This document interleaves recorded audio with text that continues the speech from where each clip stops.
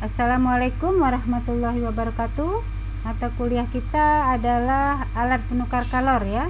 Hari ini hari Senin tanggal 14 Desember 2020, pertemuan ke-10. Pokok bahasannya adalah perhitungan APK Cell and Tube. Nah, di video sebelumnya saya menjelaskan perhitungan APK pada pipa ganda ya. Sekarang perhitungan APK pada Cell and Tube ya.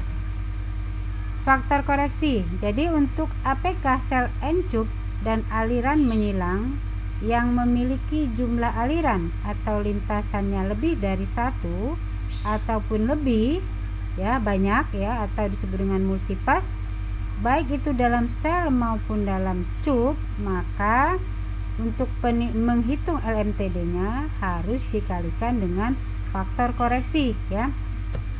Faktor koreksi adalah lambangnya F besar, sehingga rumusnya menjadi Q sama dengan U kali A kali LMTD. Di sini ada tanda F kecil ya. Artinya LMTD itu dikalikan dengan faktor koreksi ya. Nah, sementara secara teori ataupun secara grafik, jadi faktor koreksi itu bisa kita cari ya. Jadi faktor koreksi itu bisa kita cari dengan menggunakan analisis, perhitungan ataupun menggunakan gambar ya. Nah, di sini ada P adalah keefektifan temperatur pada sisi fluida dingin. Ya, di sini rumusnya adalah P sama dengan fluida dingin keluar dikurang fluida dingin masuk dibagi fluida panas masuk dikurang fluida dingin masuk ya. Sedangkan R adalah rasio laju kapasitas energi panas, atau rumusnya R sama dengan fluida panas masuk dikurang fluida panas keluar dibagi fluida dingin keluar dikurang fluida dingin masuk ya, atau kapasitas fluida dingin dibagi kapasitas fluida panas ya. Nah, dimana untuk di grafik nanti bahwa T1 dan T2 besar itu merupakan temperatur masuk dan keluar pada sisi sel. Sedangkan T1 dan T2 kecil itu adalah temperatur masuk dan keluar pada sisi tube ya.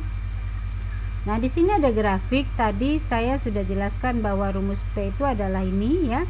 Sedangkan rumus R itu adalah ini ya. Nah, ini ada grafik ya. Vertikalnya itu adalah faktor koreksi, sedangkan horizontalnya adalah P ya. Sedangkan grafik di dalam ini itu adalah R ya. Nah, di sini R-nya ada 4, ada 3, ada 2, ada 1,5, ada 1 dan seterusnya sampai dengan 0,2. Sedangkan di kanan ini itu merupakan lintasan dari sel dan tube ya. Jadi yang garis ini persegi panjang ini disebut lintasan. Jadi satu lintasan ya pada sel ini. Sedangkan ini dua lintasan pada tube ya, jadi 1, 2 ya. Ini fluida dingin pada tube, sedangkan pada selnya adalah fluida panas ya, masuk dari atas keluar dari bawah ya. Nah, untuk tube itu boleh kelipatannya, boleh 2, boleh 4 dan seterusnya ya. Nah, sekarang ada grafik satu lagi. Di sini selnya ada 2 ya, 2 lintasan, 1, 2 ya.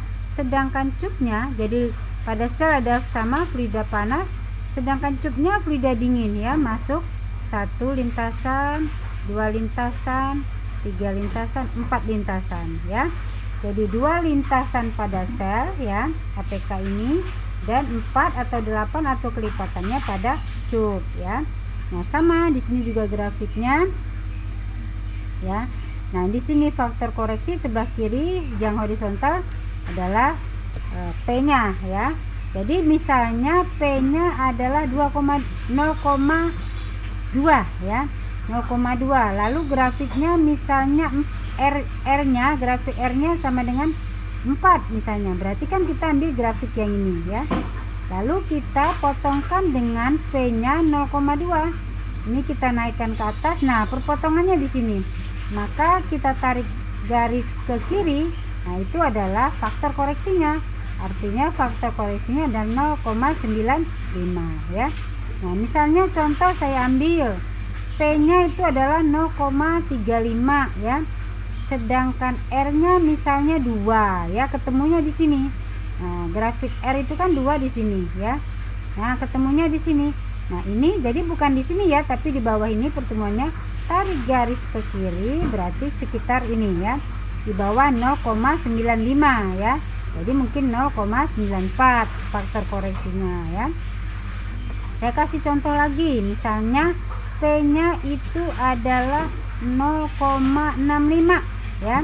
P-nya 0,65.